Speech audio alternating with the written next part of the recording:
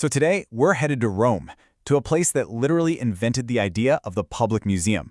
We're talking about the Capitoline Museums. This is the spot that completely changed how we experience art, and it all started more than 500 years ago. I mean, have you ever really thought about it? We just go to museums now. It's totally normal to walk in and see these incredible treasures from history. But that whole idea, it had to start somewhere. And yep, it started right here, on one of the legendary Seven Hills of Rome. Okay, so let's get into it.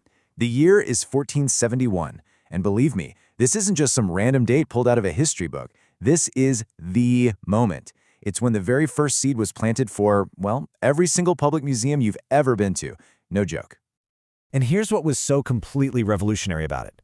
This wasn't some king stashing away treasure in his private palace. Pope Sixtus IV took this incredible collection of ancient bronze statues, and he gave them back to the people of Rome. With that one act, he created the world's very first public art collection. It became the blueprint for everything that came after. So here's what we're going to cover. First, how the museum even came to be. Then we'll get into Michelangelo's amazing design for Capitoline Hill. After that, a little tour of the must-see masterpieces, and we'll look beyond the ancient stuff too.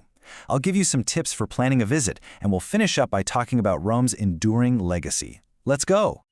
Okay, first up, the world's first museum. We're going to see how a simple gift from a pope turned into one of the most important cultural spots in the entire world.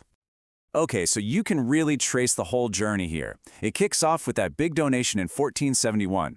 Then, you jump forward a bit to the 1500s, and who shows up? The one and only Michelangelo, tasked with redesigning the whole plaza. But the real game changer, the moment everything clicks, is 1734. That's when Pope Clement XII makes it official and opens the museum to the public, for everybody.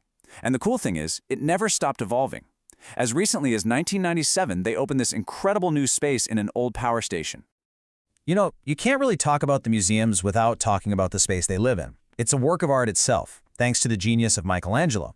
He basically created a stage that's every bit as stunning as the masterpieces inside. Michelangelo, what a showman. He designed this whole thing to be a real experience. You start by climbing this grand sweeping staircase called the Coordinata. It's designed to pull you up, And then, bam, you're in this gorgeous, perfectly balanced piazza. He shaped the faces of the two main palaces to feel like they're welcoming you with open arms. And right in the middle, the centerpiece of it all, he puts the amazing statue of Marcus Aurelius. To top it all off, he even connected the two buildings with an underground passage, creating this whole unified world of art. Just brilliant. Okay, so we've set the stage. Now let's head inside and meet the stars of the show. We're talking about the unmissable icons, the masterpieces that are basically symbols of Rome itself. And where else could we possibly start but with the icon of icons, the equestrian statue of Marcus Aurelius. This isn't just some statue of a guy on a horse. This is the image of Roman imperial power. It's a true masterpiece that, almost by a miracle, is still with us today. And the story of how it survived is just amazing. Get this, it's the only one of these huge bronze equestrian statues left from ancient Rome. The only one. So how did it survive? Well, it was a classic case of mistaken identity. See, during the Middle Ages, everyone thought it was a statue of Constantine, the first Christian emperor, so they left it alone, instead of melting it down for the bronze. Lucky for us, the priceless original is now safe inside, and a perfect replica stands in its spot out in the piazza. Okay, next up, a sculpture that is, quite literally, the mother of Rome.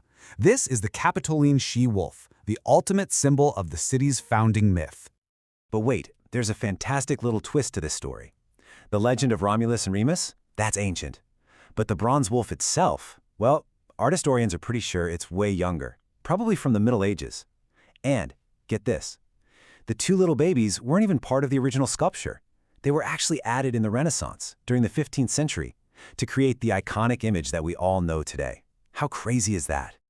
All right, so we've gone from myths to some really deep human emotion. This piece here is the Dying Gaul, and it's truly one of the most celebrated and just powerful sculptures to come down to us from the ancient world.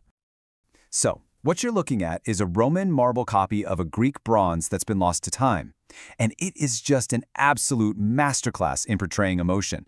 I mean, just look at the details. The realism in his face, the pain, you can see the wound in his side. But the thing that makes it so unforgettable is the dignity. He's defeated, yes, but there's this quiet, powerful strength about him that is just Breathtaking. It's seriously one of the most moving things you will ever see. Okay, so obviously the museum is world famous for its ancient sculptures, but believe me, there is so much more to see. Let's look at a couple of other parts of the collection that really show off its incredible range.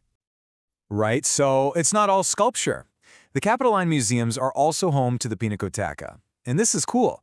It's actually the oldest public painting collection on the planet. It got its start back in the mid-1700s, and the idea was pretty simple but brilliant. They started buying up these amazing private art collections. And just like that, masterpieces by huge names like Titian, Caravaggio, and Rubens weren't locked away in some aristocrat's home anymore. They were right there, in a public museum for anyone and everyone to see. And this really shows you how the museum is still pushing boundaries. On one hand, you've got the main collection, sitting in these beautiful Renaissance palaces on the hill.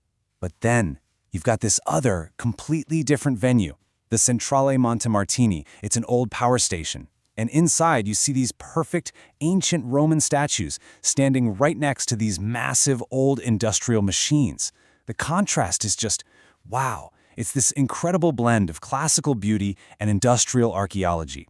Absolutely stunning. Okay, so are you ready to pack your bags and go see it for yourself? I thought so. Let's switch gears and get into some practical tips so you can plan the perfect visit. All right, here are the nuts and bolts. The museums are open every day from 9:30 a.m. to 7:30 p.m. Just remember, the last time you can get in is 6:30. And they do close for a few big holidays: January 1st, May 1st, and Christmas Day. The address is super easy: Piazza del Campidoglio.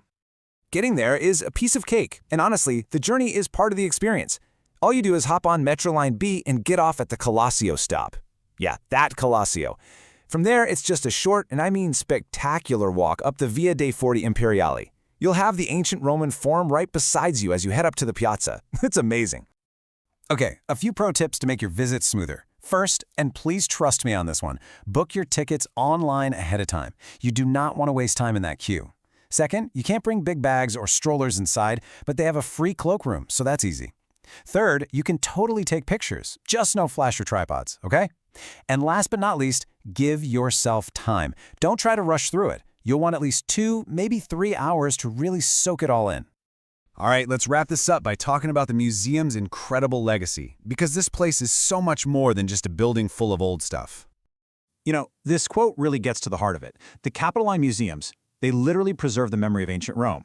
It's not just a collection of objects. It's the living, breathing story of the city, what it was and what it still means to the world. So I want to leave you with this one final thought. If a museum really does hold a city's memory, what does this one say about Rome? I mean, the fact that this city, centuries and centuries ago, decided that its history, its art, its very soul belonged to everyone. What does that tell you about the unique and enduring spirit of the eternal city?